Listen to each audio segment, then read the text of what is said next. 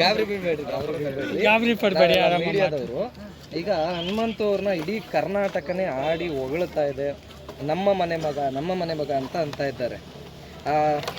ಒಂದಾನೊಂದು ಕಾಲದಲ್ಲಿ ಹನುಮಂತು ಅವರು ಬರೀ ದಾವಣಗೆರೆಗೆ ಮಾತ್ರ ಸೀಮಿತವಾದಂಥವ್ರು. ದಾವಣಗೆರೆಯ ಒಂದು ಚಿಕ್ಕ ಗ್ರಾಮ, ಹಾವೇರಿಯ ಚಿಕ್ಕ ಒಂದು ಗ್ರಾಮಕ್ಕಷ್ಟೇ ಸೀಮಿತವಾದಂಥ ಹನುಮಂತು ಅವರು ಇಡೀ ಇಂಡಿಯಾನೇ ಹೊಗಳ್ತಾ ಇದೆ, ಇಡೀ ಕರ್ನಾಟಕ ಇಂಡಿಯಾನೇ.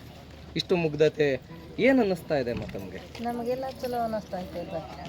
ಚಲೋ ಅನ್ನಿಸ್ತು ನಮಗೆ. ಓಕೆ, ಬಂದು ನೋಡಿ ಮೊದಲ ಖುಷಿ ಪಡಿದೆ. ಹೊಂಟಿರಿ. ಈಗ ಅವರ ಬುದ್ಧಿವಂತಿಕೆ ಆಗ್ಬೋದು ಅಥವಾ ಅವರ ಒಂದು ಜಾಣ್ಮೆಯಿಂದ ಆಟ ಆಡುವಂಥ ರೀತಿ ಆಗ್ಬೋದು, ಮತ್ತೆ ಯಾರನ್ನು ನಿಂತಿಲ್ಲ. ಅಪ್ಪರ ನಮಸ್ತೆ. ಈಗ ಹನುಮಂತು ಅವರು ಈ ಒಂದು ಸ್ಥಾನದಲ್ಲಿ ನಿಂತಿರೋದು ಎಷ್ಟು ಖುಷಿ ಅನಿಸ್ತದ?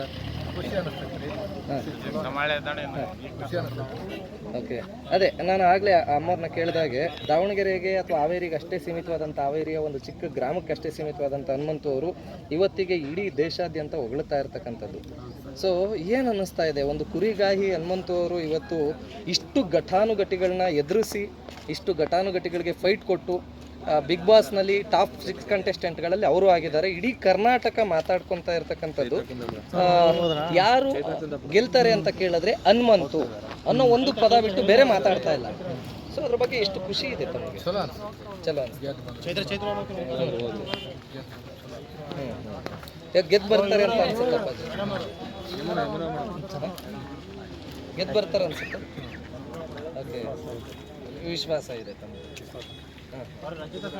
ಓಕೆ, ಈಗ ನೋಡಿ ಎಲ್ಲೆಲ್ಲೂ ಹನುಮಂತುದೇ ಘಂಟಾಘೋಷ ಧ್ವನಿ ಕೂಗ್ತಾ ಇರ್ತಕ್ಕಂಥದ್ದು. ಇಲ್ಲಿ ಬಂದು ನಾವು ಅಂದರೆ ಪಬ್ಲಿಕ್ ರಿವ್ಯೂ ಮಾಡಬೇಕಾದ್ರೂ ಕೂಡ ಹನುಮಂತು ಗೆಲ್ಲಬೇಕು ಅನ್ನೋದು ಅಷ್ಟೇ ಜನರ ಮನಸ್ಥಿತಿ ಇರೋದು. ಅದಕ್ಕೆಲ್ಲ ನೀವು ಬೆಳೆಸಿ ಹುಟ್ಟಿದಾಗಲಿಂದ ಸಾಕಿರ್ತಕ್ಕಂಥದ್ದು, ಆ ಒಂದು ಫೀಲ್ ಹೆಂಗೆ ಅನಿಸುತ್ತೆ ನಿಮಗೆ? ಚಲೋ ಅನಿಸ್ತಾ?